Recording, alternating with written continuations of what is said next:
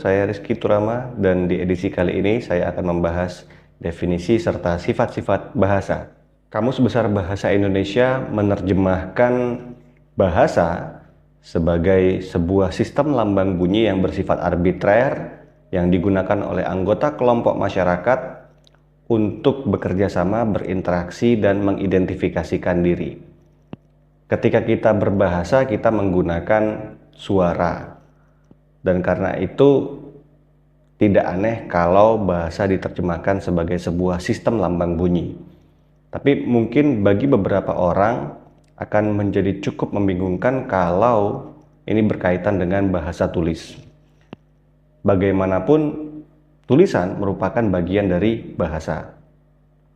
Lalu apa kaitannya antara tulisan dengan bunyi tersebut? Ini akan berkaitan dengan sebuah pendapat yang mengatakan bahwa bentuk primer bahasa adalah bunyi, sementara tulisan merupakan bentuk sekunder dari bahasa itu sendiri. Di SMP dan SMA kita diajari bahwa ada zaman sejarah dan zaman prasejarah. Di zaman prasejarah tulisan belum ada. Salah satu faktornya adalah jumlah manusia dan persebarannya yang masih belum terlalu luas. Karena jumlah manusia masih sedikit, komunikasi selalu bisa dilaksanakan secara langsung. Suara dalam bahasa bisa disampaikan secara langsung kepada orang yang menerima pesan. Tetapi karena manusia terus berkembang biak dan menyebar luas, mereka sadar bahwa komunikasi tidak selalu bisa dilaksanakan secara langsung. Akhirnya mereka membuat sistem komunikasi yang baru yang berbentuk tulisan. Pada mulanya, tulisan menyerupai bentuk-bentuk alamiah sesuatu. Misalnya, manusia ingin menuliskan gunung. Dibuatlah sebuah bentuk yang menyerupai dengan bentuk alamiah gunung itu. Manusia ingin menulis orang. Dibuatlah sebuah bentuk yang menyerupai bentuk alamiah manusia. Tapi aksara itu berkembang sampai pada akhirnya di zaman sekarang kita mengenal beberapa jenis tulisan. Misalnya ada huruf Latin, ada huruf Arab, ada huruf Hangul, Thai, dan seterusnya. Huruf-huruf tersebut merupakan representasi dari bunyi-bunyi tertentu. Misalnya dalam bahasa Indonesia ada huruf B. Huruf B merupakan representasi dari bunyi tertentu yang hanya bisa dilafazkan dengan tepat ketika bibir atas dan bibir bawah bertemu. Lalu ada huruf D. Huruf D merupakan representasi atau simbol dari bunyi yang hanya bisa dilafazkan dengan tepat ketika ujung lidah bertemu dengan langit-langit atas. Kita beranjak ke sifat-sifat bahasa. Sifat bahasa ada banyak, tetapi yang akan dibahas di video ini adalah 4 sifat utamanya. Yang pertama, sistemis. Artinya bahasa itu memiliki pola. Ketika kita belajar bahasa, secara langsung ataupun tidak langsung kita mempelajari polanya. Sebagai contoh, di bahasa Indonesia akan disebutkan gadis cantik. Sementara dalam bahasa Inggris yang disebutkan adalah beautiful girl. Polanya berbeda. Karena apa? Karena memang setiap bahasa memiliki polanya sendiri.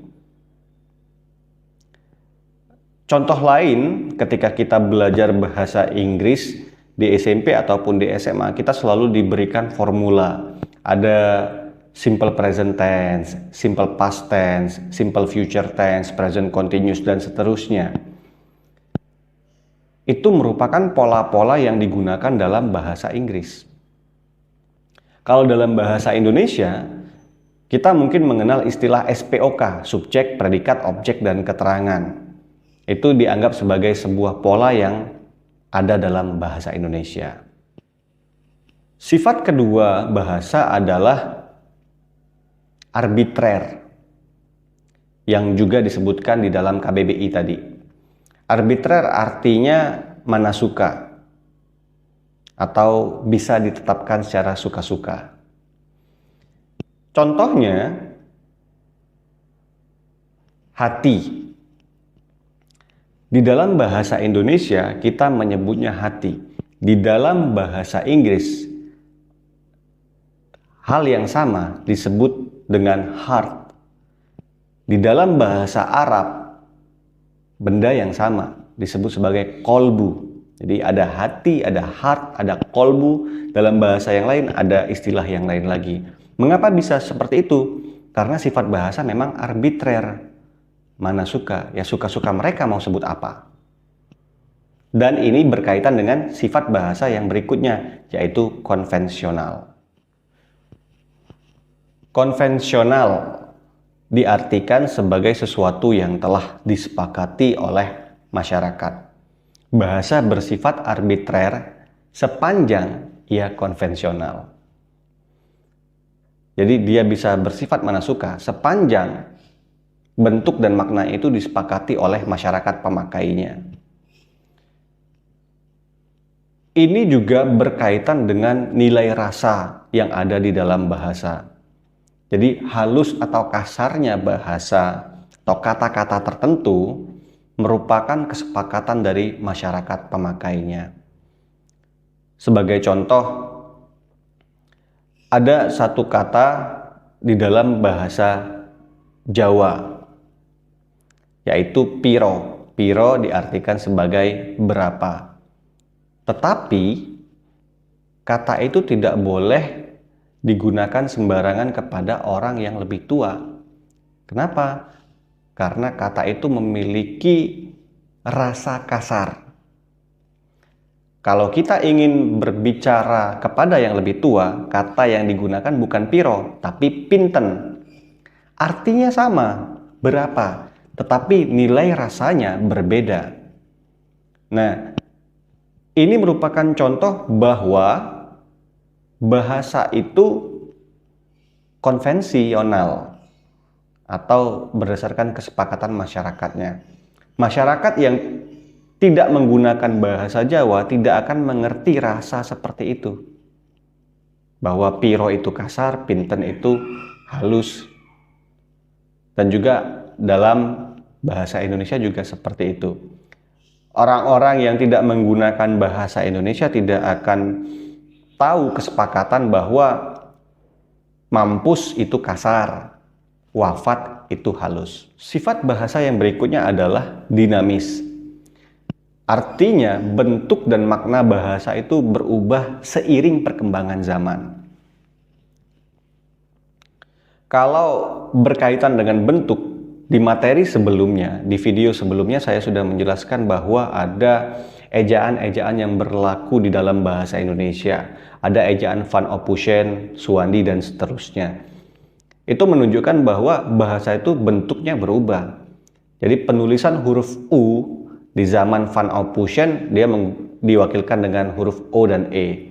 Sementara di ejaan Suwandi sudah tidak seperti itu lagi. Artinya bentuk bahasa bisa berubah. Bagaimana dengan makna? Makna bahasa bisa bergeser. Kata-kata yang dulunya dianggap biasa saja, sekarang bisa dianggap memiliki makna yang kasar. Misalnya bau. Bau itu pada mulanya netral.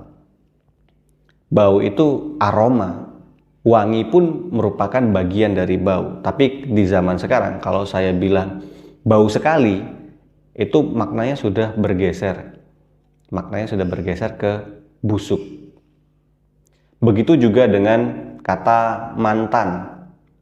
Mantan di tahun 90-an akhir, terutama ketika Soeharto baru turun dari jabatannya sebagai Presiden Indonesia, asosiasinya akan langsung kepada jabatan. Jadi di tahun 90-an akhir dan 2000-an awal, ketika menyebut kata mantan, asosiasinya akan langsung kepada jabatan. Misalnya presiden, wakil presiden, wali kota, gubernur, dan seterusnya. Tetapi di tahun 2022, kalau saya tanya Apa yang Anda pikirkan ketika pertama kali mendengar kata mantan? Hampir bisa dipastikan yang dipikirkan pertama kali bukan jabatan, tetapi kekasih. Artinya makna bahasa memang berubah, dinamis. Jadi itulah definisi bahasa dan sifat-sifat bahasa. Dan itulah materi yang bisa saya sampaikan di video kali ini. Video berikutnya, saya akan membacakan bab 1 buku Aku dan Jogja Pukul 2. Nantikan video berikutnya.